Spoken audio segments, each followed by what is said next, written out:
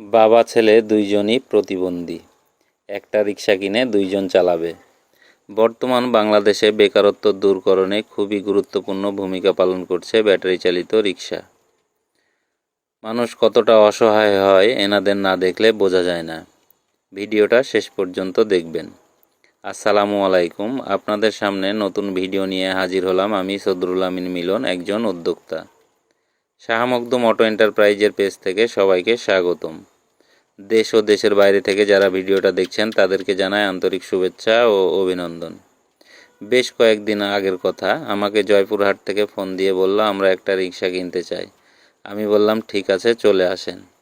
কালকে সকাল 10টার দিকে আমাকে ফোন দিয়ে বলল আমরা রাজশাহী রেলগেটে।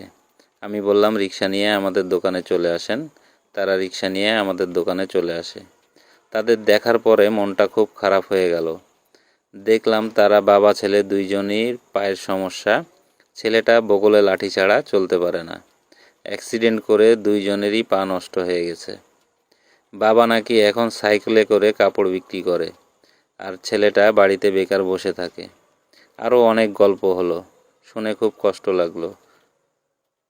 ছেলেটা আমাকে বলল রিক্সাটা এমনভাবে বানিয়ে দিবেন, পিছনে চারি সাইড সিএনজির মতন ঘেরা থাকবে, ওর ভিতর থেকে হাত ঢুকিয়ে কেউ যেন কাপড় না বের করতে পারে। কারণ আমার বাবা সকাল থেকে দুপুর 12 পর্যন্ত রিক্সাটা চালাবে, বিকেল থেকে রাত্রে পর্যন্ত আমি ভাড়া মারব। আমি বললাম ঠিক আছে। এরকম অনেক প্রতিবন্ধী অসহায় মানুষ এখন এই রিক্সা চালায় জীবন জীবিকা নির্বাহ করছে।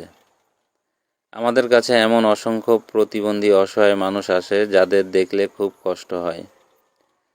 প্রতিবন্ধী মানুষের কাছে আমরা সীমিত দামে ডিসকাউন্ট দিয়ে রিক্সা বিক্রয় করে থাকি। রিক্সাটা অর্ডার দিয়ে গেছে, রিক্সাটা ডেলিভারির দিন ওনাদের নিয়ে ভালো করে একটা ভিডিও বানাবো, ইনশাল্লাহ পোস্ট করব। আজকে এ পর্যন্ত, সবাই ভালো থাকবেন।